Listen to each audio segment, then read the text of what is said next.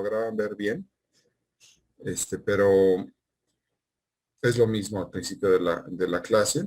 ¿Sí alcanzan a ver la pantalla? Sí. Se ve. Sí, Doc.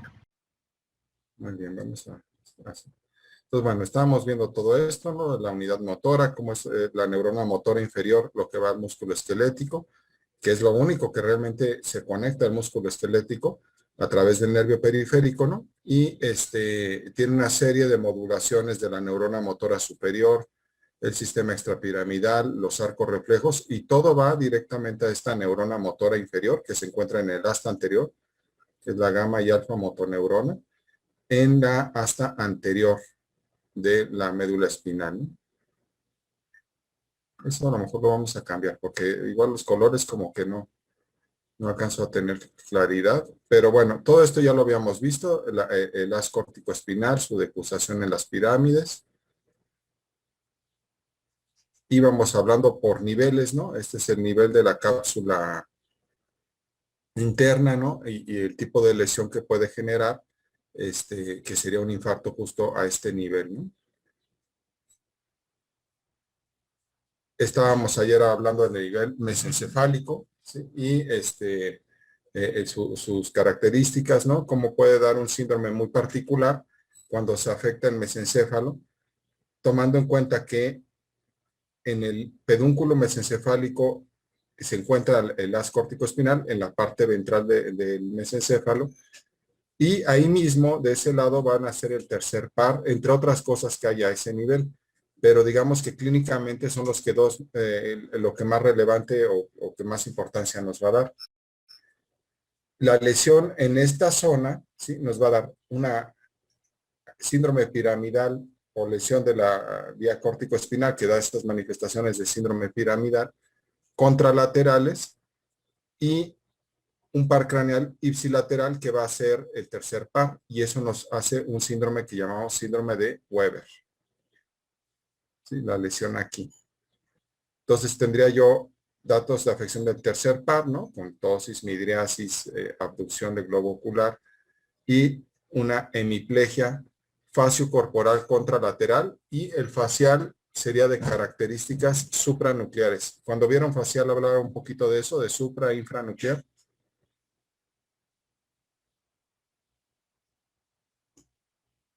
¿Sí? Cuando vieron pares craneales. Sí, el doctor Argüelles nos comentó un poquito. Entonces ya saben ustedes un poco, ¿no? Un poco, cómo son las parálisis faciales periféricas y las centrales, ¿no? Sí, también leemos. Entonces aquí daría una parálisis facial del mismo lado de tipo central.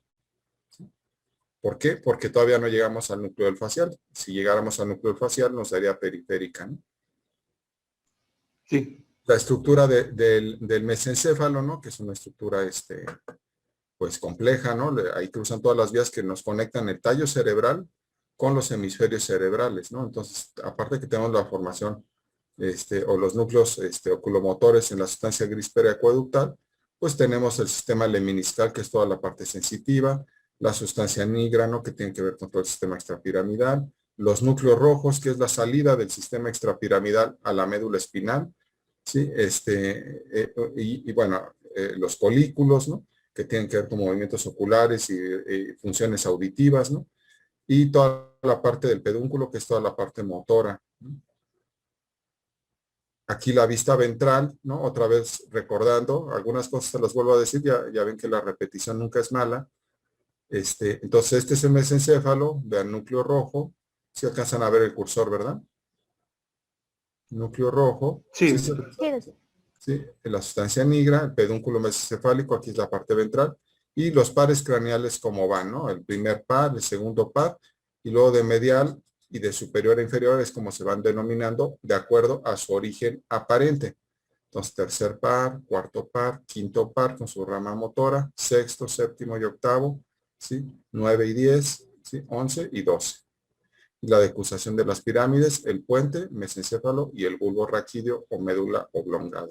Y aquí ya propiamente más abajo de la decusación, la médula espinal. Aunque lo ven aquí magnificado, pues esto mide 2,5 centímetros por 2, esto más o menos 3,5 cm por 2,5, y aquí 2 por 2 cm. O sea, son estructuras, pues si ustedes ven su dedo pulgar, no mucho más grueso que eso, ¿no? Que el dedo pulgar, el tallo cerebral, y sobre todo a nivel del bulbo, y pues todo lo que cumplen en funciones, ¿no? Hablando un poquito del síndrome de Weber, ¿no? Eh, encontré estas imágenes. Obviamente nos cuesta un poco de trabajo tener imágenes de pacientes, salvo de tomografía, que de eso sí tenemos muchas, ¿no? De hernias del uncus, de cosas de ese tipo. Pero fuera de eso, pues, eh, imágenes de encéfalos fijados, ¿no? O sea, post-mortem, de autopsias, hay pocas, ¿no? En el Hospital General se hacían muchas autopsias, de esa época sí tenemos muchos, pero no de traumatismo cráneoencefálico, ¿no? Entonces, vean esta imagen, ¿sí? Vean el encéfalo aquí, esa es la región frontal, ¿sí? Y lo estamos viendo así, esto sería el mesencéfalo, y pues se quitó todo lo que es el tallo cerebral y la región que está por debajo de la tienda. Véanlo ahora sí, es lo mismo, ¿no? ¿Sí? Nada más volteenlo, ¿no? Porque aquí está el quiasma, está aquí, y el quiasma está aquí. ¿Sí lo alcanzan a ver? Sí, sí, doctor. Entonces vean, Sí, aquí el mesencéfalo queda adelante, ¿no? Los pedúnculos, pero aquí están aquí abajo. Y vean cómo está el mesencéfalo conformado. Acueducto de Silvio, los colículos, ¿sí? El núcleo rojo, que pues ahí no se ve rojo, ¿no? La sustancia negra, que sí se ve, ¿no? O sea, se ve negra, y los pedúnculos mesencefálicos, ¿no? Y vean cómo incluso la flecha aquí no está señalando, y también vean la escala, porque pues uno de repente imagina las cosas de otra forma, ¿no? Esto es 1 cm, ¿no? Entonces por eso les digo, imaginen la escala de esto, pues es pequeño, ¿no? En el cuerpo no se necesita muchas cosas para ponerse muy mal, ¿no? O sea, si se me, una arteria coronaria, ¿no? De las del corazón, ¿no? 2, 3 milímetros de grosor tiene, ¿no? Y con eso que se tape, puedo yo fallecer, ¿no? Un uretero, ¿no? Tiene 2, 3 milímetros cuando mucho, ¿no? En su luz, ¿no? Entonces, con una piedra ahí, me tira al piso, ¿no? Del dolor, ¿no? Obviamente otras cosas más graves, ¿no? Una fractura, cosas así, pues es a lo grande, ¿no? En el cuerpo, ¿no? La reacción. Pero no se requiere, o hay que tener el concepto de que no se requiere necesariamente algo de gran magnitud, ¿no? Un tumor que esté invadiendo, una metástasis, ¿no? Con pequeñas cosas, pequeños cambios, a veces de 2, 3 milímetros, en el área adecuada, el uretero, la coronaria, una arteria cerebral, etcétera. Con eso tengo para ponerme muy grave o incluso fallecer, ¿no? En otras áreas no tanto, ¿no? Porque pues, si es una arteria distal, a lo mejor no me pasa nada, ¿no? Entonces, bueno, recuerden eso. Y aquí vean, ¿no? Este es un lóbulo temporal, vean cómo está el temporal hacia esta zona, ¿no? Y vean este lóbulo temporal, como para empezar de este lado, este tiene una superficie lisa y de este lado, este tiene una superficie pues prácticamente irregular, con áreas de hemorragia, ¿no? Se ve lacerado el temporal. Y ese temporal tiene prácticamente el doble de volumen del otro. Vean el volumen de este contra el volumen de este. Y esta parte es la quinta temporal.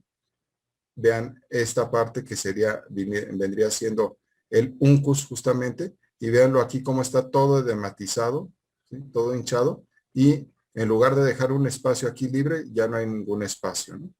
Entonces, obviamente esta persona falleció, ¿no?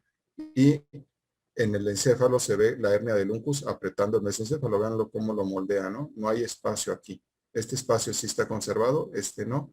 Aquí tiene esta forma, aquí no. ¿Sí? Entonces, eso es una hernia del uncus. Generalmente por trauma, tumores, edema cerebral. Pero no es lo único que puede lesionar esta zona, ¿no? Aquí vean el ejemplo de lo que yo les ponía, ¿no? Este es el mesencéfalo, colículos, pedúnculos, ¿no? La sustancia negra en un esquema. ¿Sí lo alcanzan a ver en su computadora? Sí, sí, sí Los se ve. núcleos rojos. sí, Entonces, profe. vean el lóculo motor, el tercer par y su origen aparente, ¿no? Ese origen real, la origen aparente. Y aquí esta imagen nos señala un área de hemorragia, isquemia o hasta un tumor, un angioma cavernoso, muchas lesiones, una placa de esclerosis múltiple. O sea, no necesariamente tengo que tener una hernia de Lucas para tener un síndrome de Weber, ¿no? Sino que muchas lesiones me lo pueden causar, y el hecho de que se afecte esta zona, por contigüidad está muy cerca una del otro, ¿no? Aquí nace el tercer par. Entonces, es fácil que se lesionen y que me den las manifestaciones clínicas.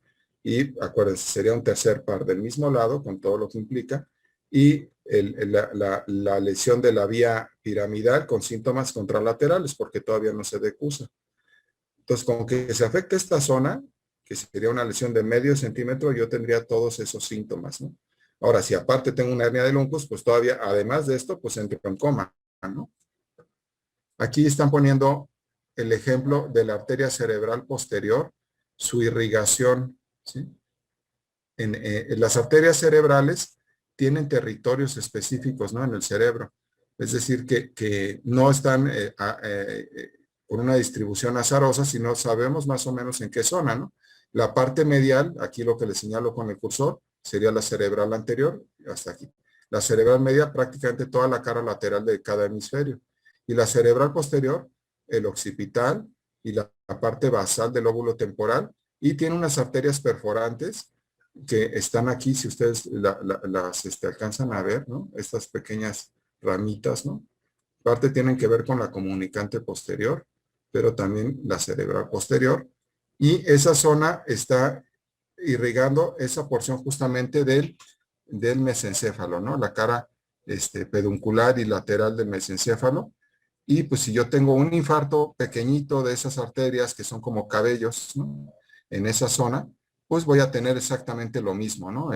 Un síndrome de Weber, ¿no? Es lo que quiere ejemplificar esta parte. Esta sería la irrigación a la cerebral posterior, que en su grado extremo me puede dar una lesión peduncular y afección del tercer par, ¿no? Estos serían los cuerpos mamilares, no confundirlo con los pedículos, ¿no? Que aquí se ven. ¿Sí les queda claro? Es para que tenga un poquito de correlación clínica, ¿eh? Sí, sí, doctor. Vean, aquí, bueno, volví a incluir, ¿no? La misma imagen del encéfalo. Y vean, en el caso del trauma, ¿no? Que pues es también un caso que frecuentemente vemos en la práctica. Yo creo que por traumas es donde vemos más problemas de hernias de Lunkus, ¿no? O lesiones de tipo Weber, ¿no? Y en este esquema, pues lo que están indicando, que lo hablaremos en trauma craneoencefálico, son los distintos tipos de hernia que pueden existir, ¿no? Cuando ya sabemos que una hernia cerebral es la salida de contenido a través del continente. El continente sería el cráneo, ¿no? Y el contenido del cerebro. Entonces, esta es una hernia real que se llama transcalvaria, ¿no? Entonces, yo tengo un defecto en el cráneo y se sale el cerebro. Esa es una hernia real. Dentro del cráneo, pues no serían hernias reales porque es el contenido dentro del contenido, ¿no? No del continente. Pero igual es una hernia inguinal, ¿eh? O sea, una hernia inguinal es la salida del contenido abdominal a través de la pared abdominal, ¿no? A nivel inguinal. Esas son hernias reales, ¿no? En el cerebro, pues les decimos, como hay tabiques y membranas, ¿no? Como este es el tentorio, ¿no? Y aquí la fal cerebri, ¿no? La hoz, ¿no? Todo eso funciona como tabiques y aísla derecha de izquierda, supratentorial de infratentorial. Entonces les decimos hernias sin que sean totalmente una hernia real, ¿no? Y aquí tenemos una hernia del cíngulo, ¿no? Que es muy común. Aquí la hernia que sea real, la transcalvaria. ¿Sí? Aquí una hernia ascendente, ¿no? Por lesiones, hernias de amígdala. Y vean esta, como el temporal, aquí hay un hematoma, ¿no? Sangre. Y vean cómo aquí baja, o sea, ya no tiene para dónde liberar la presión. Y pues si hay mucha presión en este sitio, pues va a ir a la zona de menos presión, que es esta de aquí abajo. Y si la presión es de este lado, pues no sería nada raro que la presión empiece de este lado, ¿no? Entonces, el uncus tiende a bajar y migrar a través del agujero, del agujero de la hendidura de la tienda, ¿no? Y comprime el mesencéfalo. Y en ese momento, pues, la cuestión es crítica, ¿no? Está a punto de morir, ¿no? Aquí lo quieren ejemplificar también. Vean cómo está el tallo cerebral, ¿sí? El puente, el mesencéfalo, el cerebelo, la tienda, y vean cómo están ejemplificando el uncus, cómo se hernia todo eritematoso, todo herniado, ¿no? Sobre el tallo y cómo comprime y lo lastima, ¿no? Y bueno, aquí una fractura en el cráneo, ¿no? Entonces, ¿les queda claro? Ejemplos de hernias del uncus, ejemplos del tercer par, ejemplos de nivel mesencefálico de la vía piramidal. Sí. Doc. ¿Sí? Sí, doctor. Sí, doctor. Ahora vámonos a nivel de puente. O sea, ya vimos mesencéfalo, vamos a regresar. Ahora vamos a esta zona, ¿no? Entonces, en el puente pues es una estructura muy grande, ¿no? Muy importante en el tallo cerebral, donde también tiene gran cantidad de núcleos y gran cantidad de relaciones por los grandes pedúnculos mesencefálicos, digo, cerebelosos, al cerebelo, ¿no? O sea, participa en toda esta cuestión del equilibrio.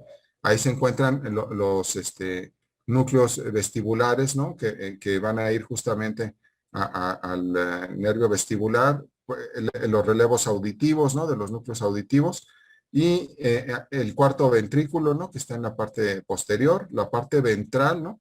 Y ahí el haz piramidal está justamente en esta parte anterior y forma una serie de haces, ¿no? Como que se divide en varias fibras, ya se descompacta un poco y aquí hace varios haces, ¿no? Entrecruzándose con las fibras que van a ir justamente al pedúnculo cerebeloso. Y tenemos parte del sistema sensitivo, ¿no? El heminisco medial que va a ascender aquí. Pero lo que es muy interesante es ver cómo están los núcleos craneales aquí, ¿sí? Entonces, aquí tenemos el núcleo del sexto par y aquí el núcleo del séptimo par. Embriológicamente no estaban así, ¿no? Cuando empezó el desarrollo del cerebro no estaban así. Estaba el sexto par más lateral, ¿no? Más medial, pero a medida que se va desarrollando el cerebro, tiende a migrar el sexto par en sentido caudal y el séptimo par, sus fibras se van desenrollando y lo van rodeando para luego emerger acá. Entonces el séptimo par forma esto en el tallo cerebral a nivel del mesencéfalo, ¿sí? Forma como una rodilla alrededor y luego llega a su núcleo. Y el sexto par queda aquí. De tal forma que una lesión de sexto par aquí seguramente me va a lesionar el séptimo, ¿no? Porque afecta a sus fibras. Y me da un séptimo, pero ahora sí de tipo periférico. Y aparte aquí pueden ver todas las fibras de la vía piramidal. Entonces vean cómo el sexto par está aquí y nace en la parte ventral. Y vean cómo el séptimo par está aquí y nace más lateral. Y bueno, luego el 7 y el 8 que sí están con sus estructuras y sus núcleos más laterales, ¿no? ¿Les queda claro estas características anatómicas? Sí, sí, Sí, doctor. Entonces, tiene distintos niveles, ¿no? Porque les digo, no puedo yo en un solo corte tener todo, ¿no? Entonces, el corte que estábamos viendo es más bien este mismo, ¿no? Entonces, aquí está el sexto par, el séptimo par, como forma esta prominencia en el piso del cuarto ventrículo, ¿no?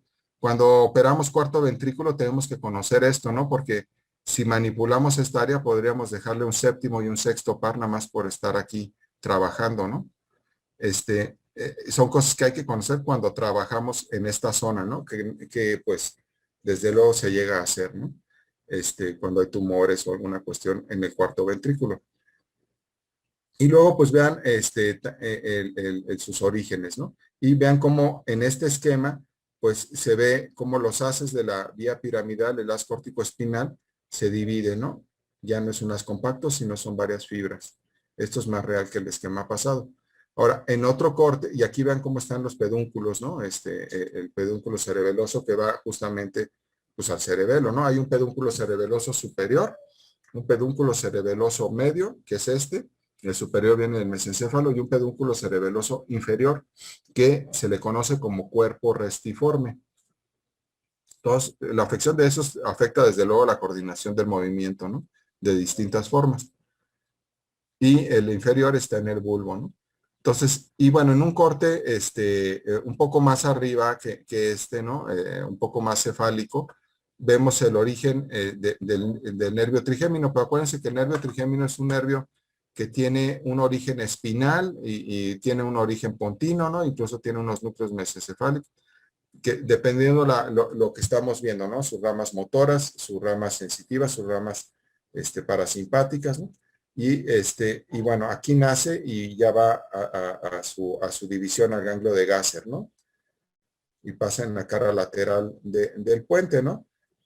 Entonces, este sería un nivel, un corte de la vía piramidal a nivel del trigémino, donde cambian un poco sus relaciones, y el sistema lemniscal, que aquí se ve así y aquí se ve así, ¿no? Donde va el espinotalámico, ¿no? Y todos los cordones posteriores, ¿no? ¿No se van confundiendo? creo que no. Creo que no. No, está muy claro. Es complejo, pero les digo, si ustedes saben qué hay en cada lugar y conocen, o sea, no estamos viendo una anatomía profunda, ¿no? Estamos viendo dónde suben y bajan vías y qué se relaciona con qué. Pero ¿por qué estamos haciendo este ejercicio? Pues porque tiene una representación clínica, ¿no? Aquí vean, esto es una resonancia en una secuencia que se llama de difusión. Entonces es un corte a nivel del puente, ¿no? Vean cómo esto se parece mucho a esto, ¿no? ¿Sí? ¿Sí lo ven? Y este es el cerebelo Sí. del puente. Y vean esta mancha blanca aquí, ¿no? Que diríamos que está hiper intensa, ¿no? Por ser resonancia hablamos de intensidades, ¿no? Dependiendo la secuencia, porque hay que decir qué tipo de secuencia es, ¿no? Una secuencia de difusión, una secuencia T2 se ve hipointensa. Y esto corresponde a un infarto cerebral, ¿sí? En la parte ventral del puente, ¿no? Y me daría justamente ese tipo de lesión. Aquí lo pueden ver, ¿no? Cómo está el puente, un corte a nivel del sexto y séptimo par, el pedúnculo mesencefálico medio, cerebeloso medio, y vean esta área marcada en rosa, cómo afecta todos los haces córtico-espinales, y entonces me va a dar un síndrome piramidal otra vez contralateral. ¿Por qué? Porque no se ha decusado, ¿no? O sea, todavía no se cruzan las vías ahí y me da entonces síntomas motores contralaterales, pero el facial va a cambiar un poco. Como sí afecta el facial, el núcleo del facial ya recibió sus fibras corticonucleares, ¿no? Entonces, ¿pero qué va a afectar del facial? La rama periférica, ¿no? O sea, ya su origen aparente. Entonces me va a dar un facial, pero de tipo periférico. ¿Se acuerdan que el otro les dije es central y del mismo lado de la vía piramidal? Es decir, contralateral a la lesión. Aquí va a ser un séptimo par periférico del mismo lado de la lesión, un sexto par del mismo lado de la lesión, es decir, que el ojo va a quedar hacia adentro, voy a tener una parálisis facial completa y además un síndrome piramidal con una hemiplegia corporal, no faciocorporal, ¿no? Corporal contralateral. Suponiendo que esto fuera derecho, entonces me da sexto par derecho, séptimo periférico derecho y una hemiplegia corporal izquierda. ¿Sí queda claro? Y ese Sí. síndrome se le conoce como Miller-Gubler. Lo de los síndromes Weber es muy común, ¿no? Que lo sepamos, ¿no? Miller-Gubler, luego hay cantidad de síndromes, ¿no? Que empiezan con Miller o Miller, y bueno, de repente nos podemos confundir, pero bueno, recordar que hay algunos síndromes y entre estos se encuentra el Miller-Gubler. Sí me interesa que se acuerden del nombre, ¿no? Pero más que saber el nombre, que lo importante sería que si ustedes les llega algún día un paciente con una hemiplegia y además le ven una parálisis facial del otro lado de la hemiplegia, o sea, pues dicen, tiene una hemiplegia derecha y tiene un séptimo completo derecho y el ojo le queda hacia adentro porque el sexto no lo tiene. Pues entonces yo ya no voy a pensar que tuvo un infarto cerebral hemisférico, ¿no? Es una lesión en el puente. Y les digo, pues con 3 datos ustedes lo van a reconocer. ¿Sí? Claro, son Sí. lesiones muy graves, ¿no? Entonces, no todas las hemiplegias son iguales, ¿no? Y bueno, el bulbo raquídeo. Si todo era complicado, el bulbo raquídeo es extra complicado, ¿no? ¿Por qué? Porque es una estructura de transición entre la médula espinal y el cerebro, ¿no? El tallo cerebral. Y ahí todas las vías de la médula espinal terminan de decusarse, ¿no? Es donde se va a decusar todo el sistema de propiocepción, ¿no? Cuneatus y gracilis o Gorley de Burdach, y aquí están sus núcleos, y aquí se cruzan ya para formar el sistema lemniscal, ¿no? También se va a decusar las pirámides, ¿no? Y además tenemos los núcleos de bajos, ¿no? Propiamente el núcleo del tracto solitario, ¿no? Que es toda la parte sensitiva, el núcleo del doceavo que se encuentra en esta porción posterior, ¿no? Y también los núcleos motores del espinal y del glosofaringio, ¿no? Y del hipogloso, ¿no? Que todo va a tener que ver con la deglución, fonación, ventilación. Tenemos el centro cardiopresor en la parte lateral. Entonces, es una zona muy, muy elocuente, muy llena de funciones, ¿no? El complejo olivar con el equilibrio, ¿no? Les digo, el cuerpo restiforme, que sería el pedúnculo cerebeloso inferior. y pasan además todas las vías espinocerebelosa, rubroespinal, etcétera, ¿no? Entonces tenemos una gran comunicación aquí, ¿no? Vean cómo en cada corte cambia un poco, ¿no? En la parte más superior, la que está pegada al puente, pues todavía tiene un poco la estructura del puente, ¿no? Pero aquí tenemos el sistema lemniscal ya decusado, el complejo olivar, el cuerpo restiforme, el núcleo del doceavo, el núcleo del tracto solitario, ¿no?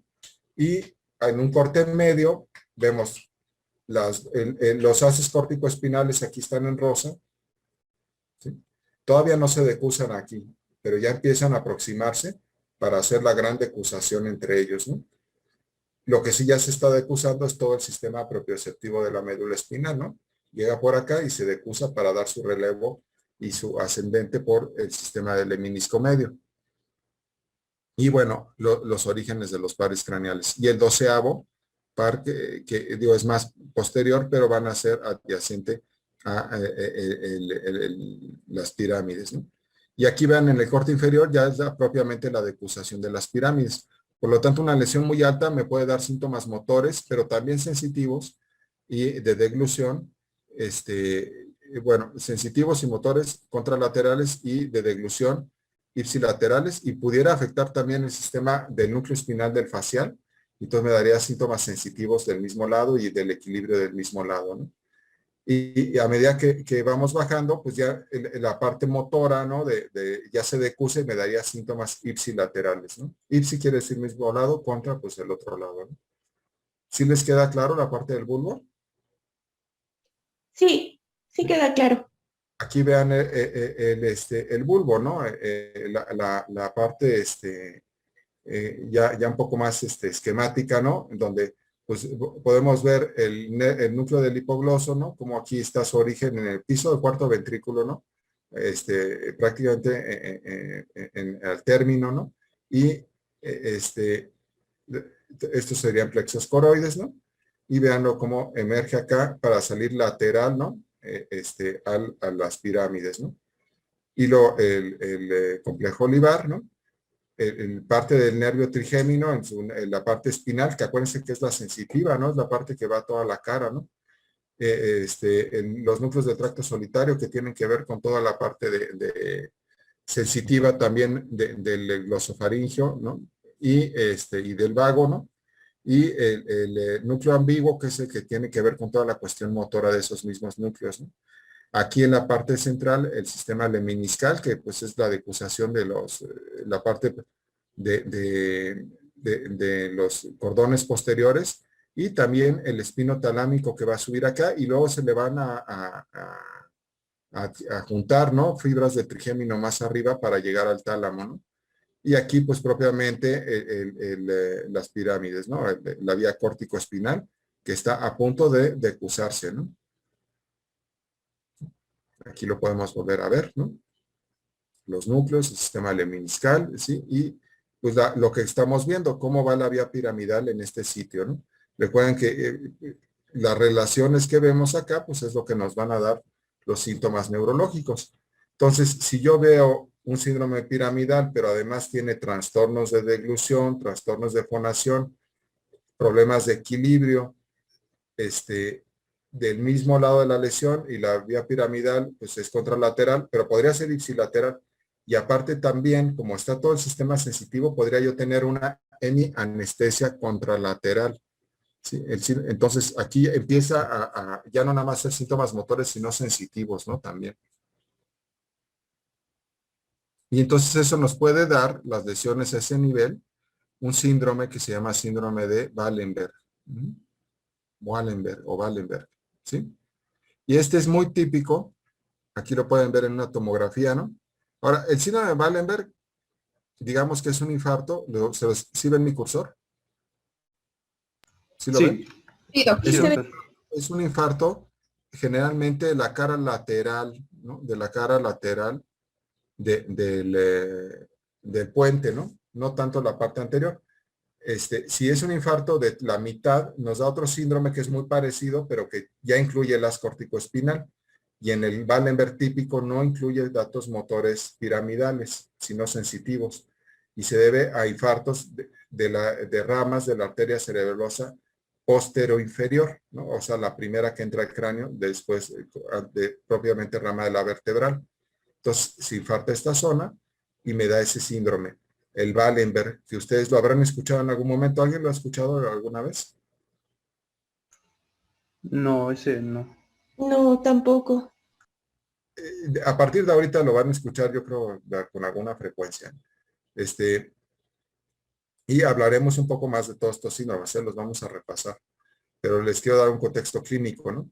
Entonces, la lesión de acá, pues nos va a dar problemas cerebelosos porque se afecta el cuerpo restiforme, problemas de deglución, problemas de movimiento de la lengua, y todo va a ser del mismo lado de la lesión, y problemas sensitivos contralaterales, ¿no? O sea, voy a tener afección contralateral del hemicuerpo, pero como se afecta aquí el trigémino, también la cara, pero del mismo lado a nivel sensitivo, ¿no? Entonces, síndrome cerebeloso, pares bajos, ¿no? Trastornos de deglución, de lengua, de fonación, del mismo lado de la lesión, anestesia de la cara del mismo lado de la lesión y anestesia del cuerpo contralateral. Y si fuera más extenso el infarto, tendría yo datos motores contralaterales, ¿no? Que ya no se llama Wallenberg, sino se llama Babinski-Negrote ese síndrome.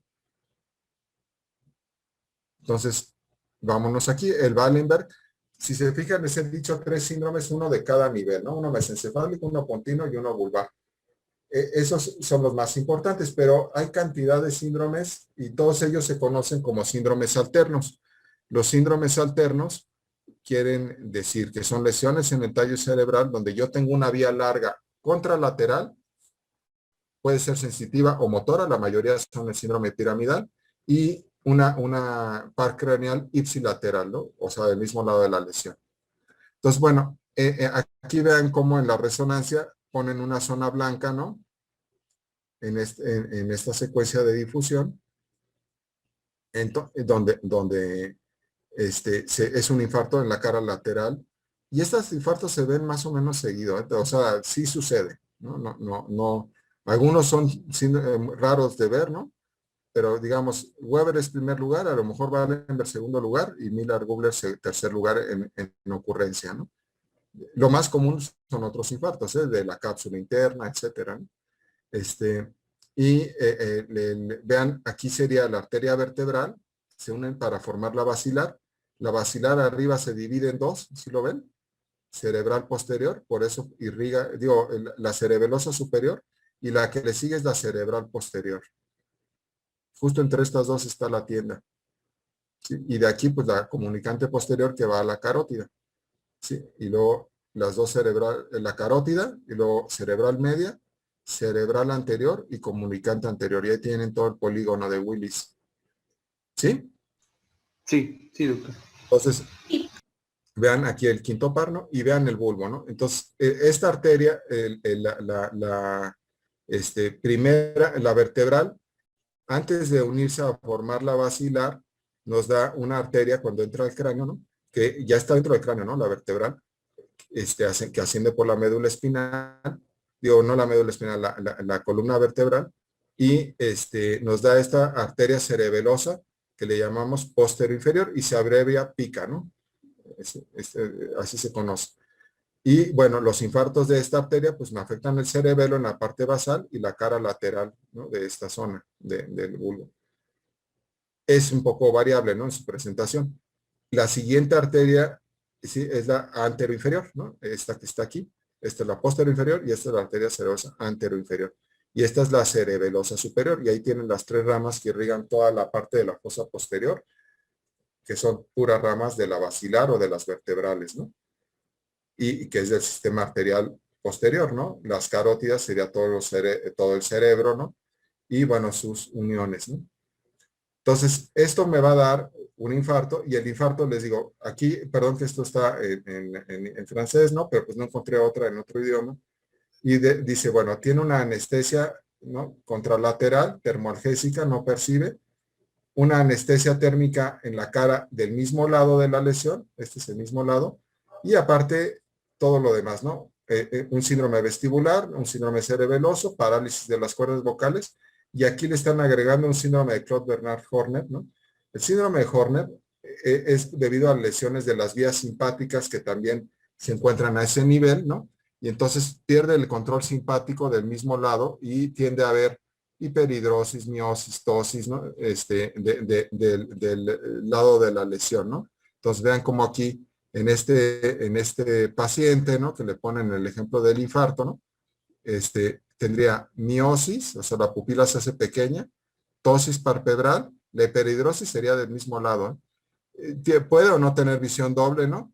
Y aparte, pues, lo que incluye el síndrome cerebeloso, ¿no? Con el vértigo, ¿no? Que no tolera, ¿no? El mareo y los problemas para la deglución. ¿Les queda claro el síndrome de Wallenberg? Sí, ¿Sí? Incluso Sí, vean cómo dicen que es el síndrome de la arteria cerebrosa posterior inferior. Pues puede ser, ¿no? O puede ser por otras lesiones, ¿no? Pero bueno, es aquí más que datos de vía piramidal, si se fijan es todo sensitivo. Si hubiera datos piramidales también serían del mismo lado de la lesión o datos de neurona motora superior o datos de la vía piramidal, ¿no? Entonces recordemos un poquito, ¿no? Cómo está todo, ¿no? La porción anterior y el infarto que sería en esta zona, ¿no? Vean el piso del cuarto ventrículo, perdón. Veanlo aquí, cómo está el piso del cuarto ventrículo. Y las eminencias, ¿no? Que, bueno, van a corresponder justamente a lo que estábamos comentando, entre otras cosas, ¿no? Pero a núcleos del tallo cerebral y justamente a la rodilla del facial, ¿no?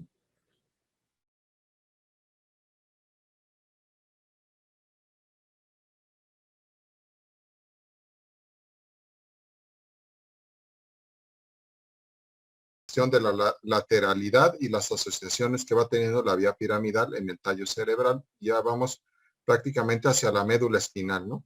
Entonces ahora, haz córtico espinal, nivel médula espinal, ¿no? Entonces ya vimos su origen, lo que pasa, pedúnculo, puente, bulbo, ¿no? Y aquí se decusa, ¿no? Y la gran mayoría, el 90% de las fibras se van al haz córtico espinal lateral y algunos son haz córtico espinal directo o anterior, ¿no?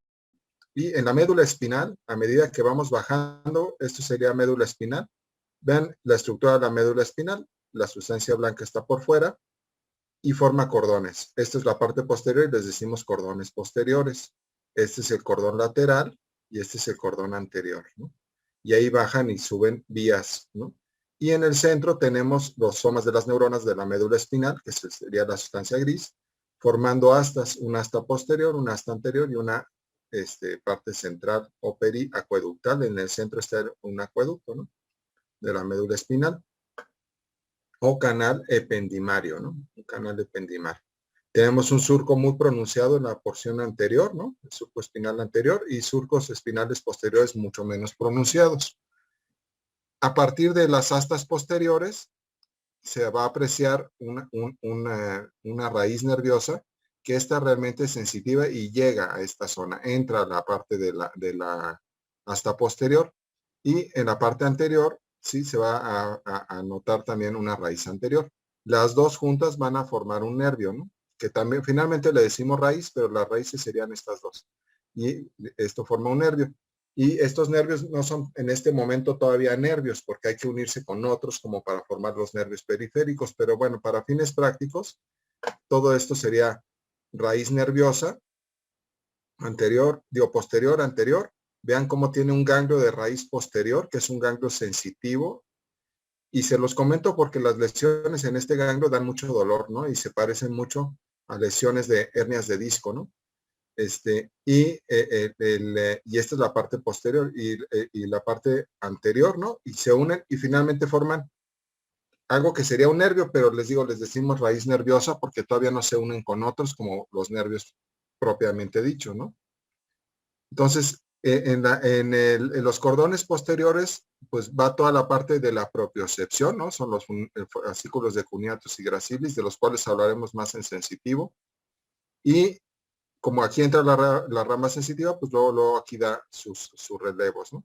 Y en los cordones laterales hay una serie de fascículos que suben y bajan, pero el que nos interesa ahorita para este tema, pues es el córtico espinal ya cruzado o lateral, ¿no? Y si se lesiona de este lado, ya me dará síntomas del mismo lado, ¿no? Y vean cómo el córtico espinal anterior, que es pocas fibras, también se decusa en la médula espinal, no así, ¿verdad? Hace esto. Pero bueno, para fines fisiológicos quiere explicar que esto es así. Y todos van a esta neurona que yo ya les había dicho, que es la neurona motora inferior. Esta es la neurona motora superior, forma el haz córtico-espinal, que nace de las capas 3 y 5 de la corteza cerebral. Y finalmente, este axón va a ir desde el origen hasta donde haga su relevo, ¿no? Por lo tanto, uno que empiece en la corteza cerebral y vaya hasta un nivel de la médula espinal lumbar, casi mide 1 metro, ¿no? El axón.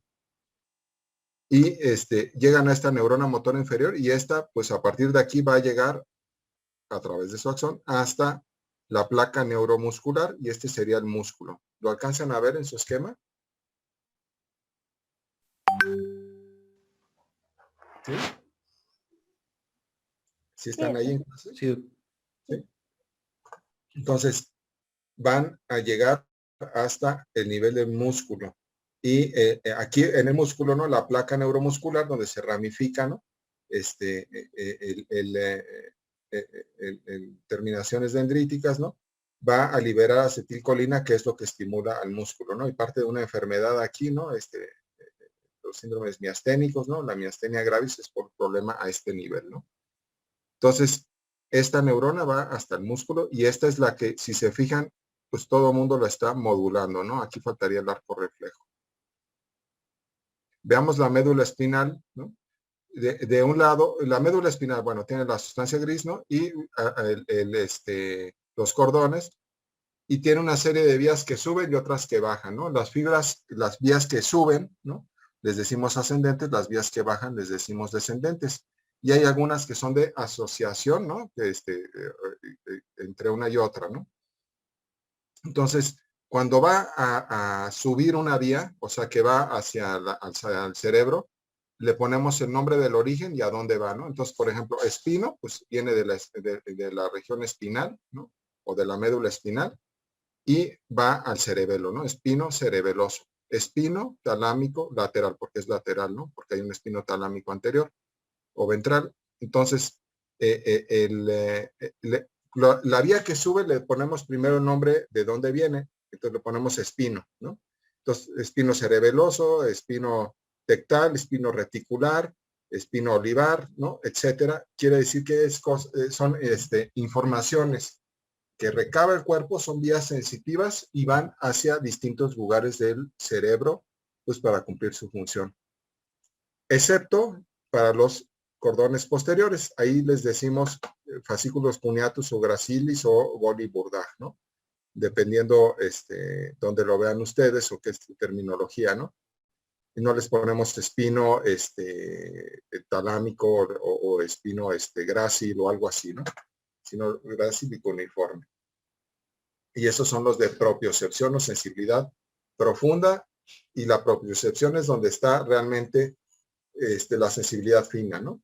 La termoalgésica es el espinotalámico, pero ese ya es otro tema. Ahora, cuando vamos a tener una fibra, una vía descendente, ¿no? Le vamos a poner el nombre al revés, de dónde viene y a dónde va. Entonces, si se origina en la corteza cerebral, le ponemos córtico y va a la médula espinal, ¿no? Porque ahí termina. O rubro espinal. Aquí tenemos las dos más importantes. El córtico espinal, pues es la vía que estamos viendo ahorita, ¿no? La vía piramidal, la que viene desde la corteza, y que aquí va a dar su relevo a la neurona motora inferior en esta zona, en el asta anterior. Pero no olvidemos el rubro espinal. El rubro espinal también da relevos a esta, pero de otro tipo. La va a modular a esta neurona desde el punto de vista extrapiramidal. La vía rubro espinal es la gran salida o la gran vía de comunicación del sistema extrapiramidal a la neurona motora inferior, ¿sí? Entonces, todo lo que es control de movimiento es a través del rubro espinal y parte del retículo espinal, porque los dos son de ese tipo, ¿no? Pero todo lo que es movimiento voluntario, córtico espinal. ¿Sí les queda claro? Sí, doctor. Y también cómo hacer la diferencia, les digo, pues si a mí me dicen espino talámico, pues yo ya sé que es una vía sensitiva, ¿no? O espino cerebeloso, sé que es una vía sensitiva porque va al cerebelo, ¿no? En cambio, si me dicen córtico espinal, pues sé que es una vía de tipo motor, ¿no? O rubro espinal. ¿Y de dónde nace, no? Rubro, núcleo rojo, retículo, la formación reticular, ¿no? ¿Sí? Entonces, y que baja, ¿no? ¿A dónde? A la espinal, ¿no?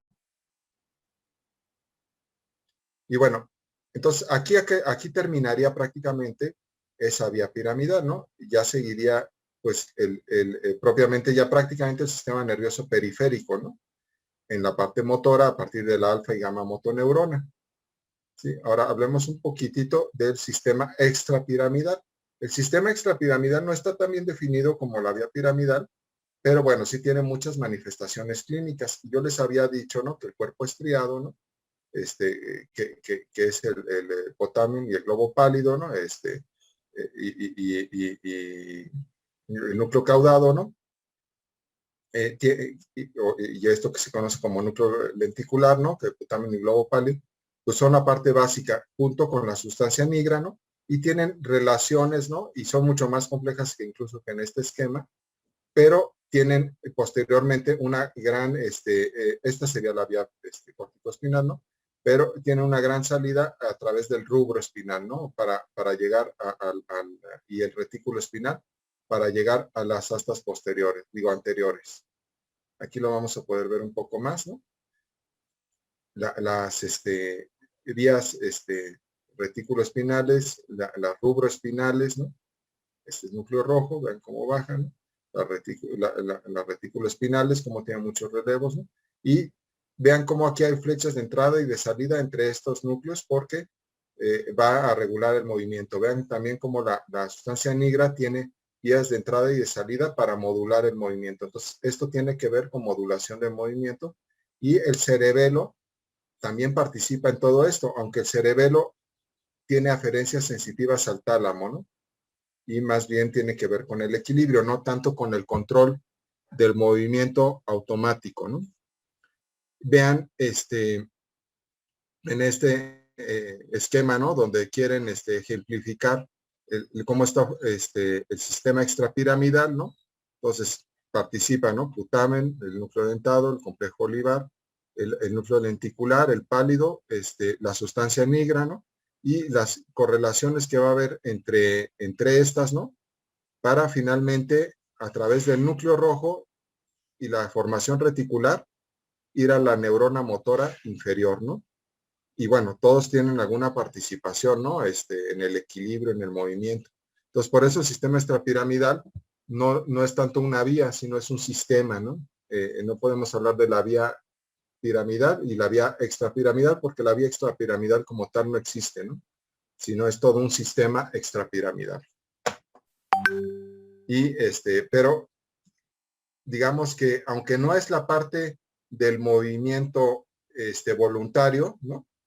Es una parte muy importante del movimiento porque es la que va a controlar el tono muscular y los movimientos asociados, ¿no? Entonces, yo no podría tener un movimiento normal si esta parte no estuviera íntegra, ¿no? ¿Estamos bien hasta acá? Sí, Sí, sí, doctor. doctor. Entonces, ahora vamos otra vez a la médula espinal, ¿no? Entonces veamos las astas posteriores y ahora vamos a hablar de la unidad motora. La unidad motora es la neurona motora inferior. Acuérdense, cuando yo digo neurona motora superior es vía piramidal. Y cuando hablo de neurona motora inferior es la que nace en el asta anterior, ¿no? Esta neurona motora inferior da sus fibras y van hacia el músculo, a la placa neuromuscular. A partir del músculo también hay una serie de usos neuromusculares y órganos tendinosos, ¿no? Aquí están usos neurotendinosos y usos neuromusculares. Los usos neurotendinosos están en los cuerpos de Golgi, ¿no? Y los usos neuromusculares. Y estos me van a dar una información que entra a la médula espinal. Una parte se va a ir hacia la corteza, ¿no? Me va a dar información de propiocepción, de posición, de tensión del músculo, ¿no? Y pues va a la formación, al sistema extrapiramidal y todo para regular el movimiento. Pero hay una parte que va directamente otra vez a esta misma neurona motora inferior, ¿no? Y regula el movimiento. Y esto tiene que ver mucho con el arco reflejo, ¿sí? Esto se conoce como unidad motora, ¿no? La neurona motora inferior y su aferencia y la regulación sería la unidad motora. junto con la del músculo, ¿no? ¿Queda claro? Sí, sí, sí, doctor. Aquí vean otra vez, ¿no? Tenemos básicamente dos tipos de neurona motora anterior, la alfa y la gamma motoneurona. ¿Sí? La alfa es la más importante, tiene que ver con movimiento voluntario, ¿no? Con actividad muscular voluntaria. Y que es la que está muy modulada, ¿no? Y la gamma motoneurona que tiene que ver un poco más con cuestiones de tensión muscular y tono, ¿no? Y armonía del movimiento. Y luego aquí están los usos neuromusculares, los órganos tendinosos de Golgi, y vean cómo tienen su reentrada, ¿no? A estas neuronas. Aquí se están poniendo la alfa, ¿no? Pero también la gamma. Y vean cómo aquí hay una interneurona. Esta interneurona también es importante. Porque cuando se afectan más las interneuronas o la lesión es muy grave, se va a manifestar con aumento de los reflejos, pero de una forma muy marcada, ¿no? La simple lesión de la vía piramidal, el hecho de que se pierda la modulación de la neurona motora inferior, nos da aumento de los reflejos, pero si aparte se lesiona esto, los reflejos todavía aumentan más. ¿Vamos bien acá? Sí, doctor. Entonces, antes de que se aburran y se confundan, ¿no? Vamos a hablar un poquito, ahora ya vimos la anatomía, ahora vamos a hablar qué pasa en la fisiología, ¿no? Entonces, tendremos en cuenta estos tres conceptos, ¿no? El primer concepto dice, la neurona motora superior es inhibitoria para la neurona motora inferior, ¿no? Vamos a regresarnos en nuestro esquema.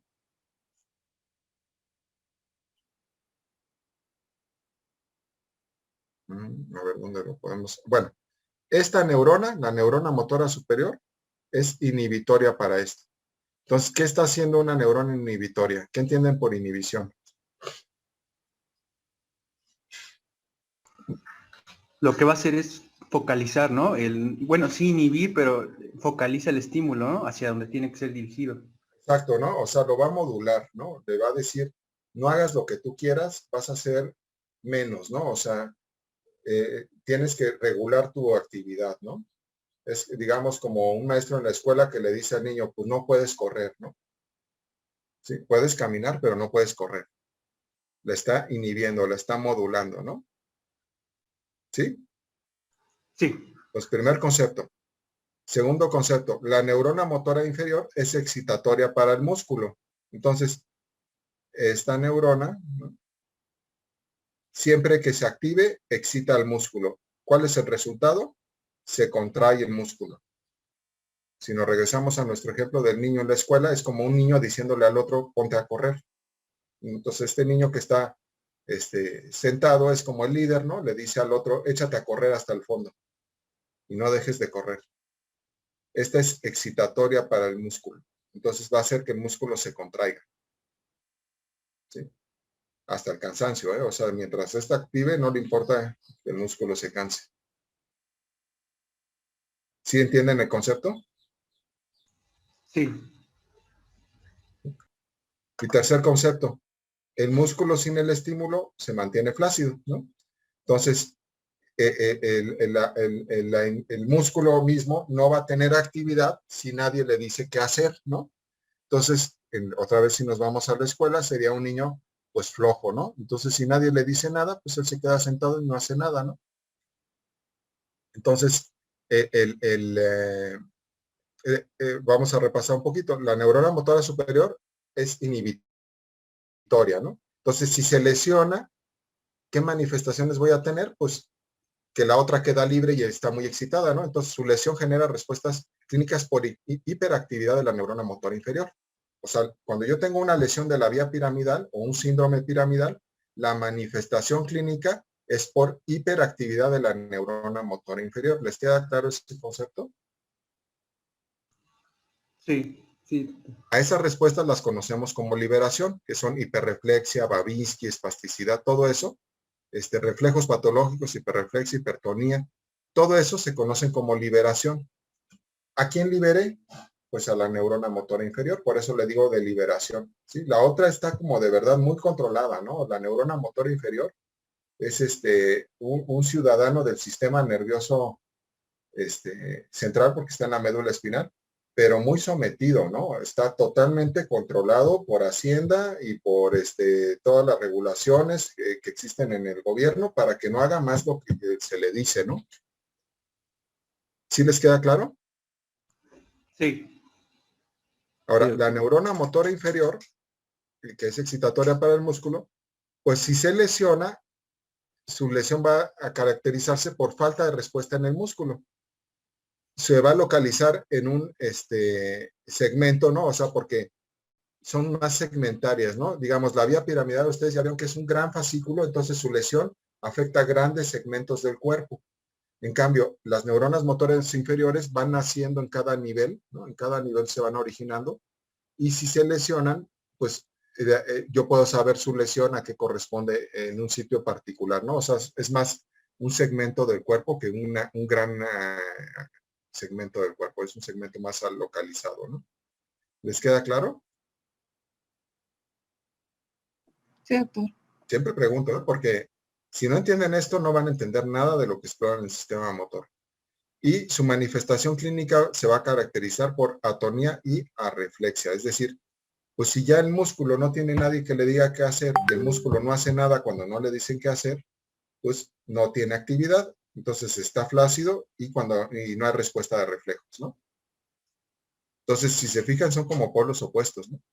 Y el músculo sin estímulo se mantiene flácido, entonces su lesión causa mucha debilidad y falta de respuesta parecido a esto, pero generalmente se debe a otras enfermedades, ¿no? Que se llaman miopatías o enfermedades de la placa neuromuscular, ¿no? Como la miastenia.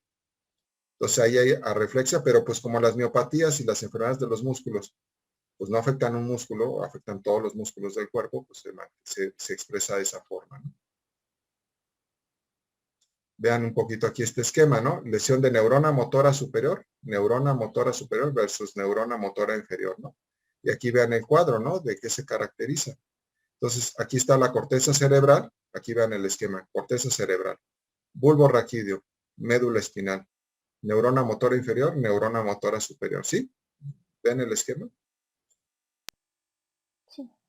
Es todo Sí, lo que hemos estado hablando, ¿no? Incluso cómo se decusa. Es un esquema fisiológico. De ahí que cuando alguien hace fisiología, si no lo correlaciona con anatomía, le cuesta mucho trabajo entender. Y al revés, ¿no? Si uno hace anatomía, si no lo correlaciona con fisiología, le cuesta mucho trabajo entender. Porque pues si mi fisiología son esquemas así, pues está simplificado, ¿no? Ya vieron ustedes que la anatomía es más compleja. Pero si también mi anatomía no tiene un sentido así, pues no entiendo yo tampoco nada, ¿no? Eso sucede mucho en medicina, ¿no? Por ejemplo, los fisiólogos pues tienden a esquematizar todo así, ¿no? Y los anatomistas pues se van al otro lado, ¿no? Y por eso la anatomía se vuelve tan árida y tan sin significado, ¿no? Porque no tiene una aplicación directa, salvo para el cirujano, ¿no? El punto es que yo tengo que juntar las dos, ¿no? Si uno se hace medicina interna, así entiende las cosas, ¿no? Como este esquema. Si uno hace cirugía, pues lo entiende como lo que hemos estado viendo de anatomía, ¿no? Y pues ni una cosa es válida ni la otra, hay que juntarlas, ¿no? ¿Sí? Por ejemplo, si uno hace oftalmología, junta las dos, ¿no? ¿Sí? Porque pues tiene la idea de las dos cosas. Pero si uno hace urología contra nefrología, así lo ve, ¿no? En esquemas. El nefrólogo y el urólogo lo ve con la pura anatomía, ¿no? La función del riñón se lo olvida. Entonces, les digo, en medicina hay que juntar las dos cosas, ¿no? Y por eso a veces también uno cuando platica con distintos médicos, ¿no? Pues también empieza a notar en un punto, ¿no? Cómo ven ellos el funcionamiento o algo, ¿no? Y cómo pues de alguna forma uno lo puede ver diferente, ¿no? Ustedes ya lo pueden ver diferente. Entonces vean, neurona motora superior, cuando se afecta a esta, pues esta queda libre y empieza a hacer lo que quiere sobre el músculo, ¿no? Entonces, ¿qué síntomas voy a tener? Los síntomas que me da la hiperactividad de esta, la liberación de esta. Y va a ser parálisis espástica, aumento de reflejos, Babinski positivo, aumenta el tono muscular y claro, como no lo puedo mover voluntariamente, porque esta es la del movimiento voluntario, pues disminuye el volumen, ¿no? Ahora, si se afecta a esta nada más va a ir a este músculo, esta va a muchas neuronas, ¿no? Este nada más va a este músculo, ¿sí? Entonces, ¿qué voy a tener? Parálisis flácida de ese músculo, arreflexia de ese músculo, datos de denervación que se manifiesta por fasciculaciones, no hay Babinski, el tono muscular está disminuido y hay atrofia. ¿Sí les queda claro? ¿Por qué? Porque esta me dice al músculo, tú haz esto. Pero si ya nadie le dice, el músculo pues le da flojera y no hace nada. ¿Todos claros? Sí, ¿Sí? doctor. Doctor. Sí, ¿No, creo que sí. no se han asustado hasta ahorita? Un poquito. No, más o menos ya habíamos Quieren, visto. repásenlo, ¿no? Repásenlo. Si ya lo vieron, me da gusto, ¿no? ¿Para qué? ¿Sí? Entonces, aquí tengo el síndrome de neurona motora inferior, ¿no? Entonces, puede ser una lesión a nivel de cualquier neurona motora inferior, ¿no? O incluso el nervio periférico, ¿no? O sea, no necesariamente tiene que ser. Entonces, aquí ven la neurona motora inferior y puede ser una lesión a nivel de esta neurona. Claro, aquí me da manifestaciones que conocemos como en la esclerosis lateral amiotrófica, ¿no? Diferente a la esclerosis múltiple. Y aquí las lesiones se llaman de tipo neuropático, ¿no? O sea, puede tener una neuropatía, puede ser compresiva, puede ser de cualquier tipo, ¿no? Entonces, las causas, ¿no? Pues son diversas, ¿no? Compresión, sección, infecciones o enfermedades degenerativas, ¿no? Y voy a tener atonía, arreflexia, flacidez en los músculos inervados, ¿no? Síndrome de neurona motora inferior, ¿no? Ahora, aquí ya empezaríamos propiamente con lo de los temas que habíamos visto, ¿no? Trofismo, tono, etcétera, que vamos a ir desglosando uno por uno. O sea, aquí ya entramos propiamente en esto. O sea, hoy hasta aquí vamos a dejar la clase. Solamente como para que ustedes recuerden bien esto de neurona motora inferior y superior. Si yo tengo una lesión en el sistema nervioso, la lesión se va a manifestar por lo que sí queda funcionando, ¿no? Entonces, por ejemplo, si se afecta el simpático, pues mis manifestaciones clínicas son por parasimpático, ¿no? Porque ahora ya nadie lo modula, ¿no? Son dos sistemas coordinados, ¿no? Si se afecta neurona motora superior, mis manifestaciones clínicas van a ser por neurona motora inferior. Si se afecta la neurona motora inferior, pues aunque esté muy bien la neurona motora superior, ya nadie le lleva información al músculo y las manifestaciones van a ser por denervación del músculo, ¿no? Si se imaginan ahorita que estuviéramos en un salón de clase, ¿no? Pues en este salón, ¿no? Que ustedes son, ¿cuántos ahorita? Son 25. Pues yo vendría siendo la neurona motora superior y ustedes son neuronas motoras inferiores. No lo tomen a mal. Entonces, la neurona motora superior los está controlando, ¿no? Ustedes están ahorita modulados por mi actividad. Entonces, mi actividad les está diciendo si entienden, si comprenden, pongan atención, vean la computadora, lean los términos, ¿no?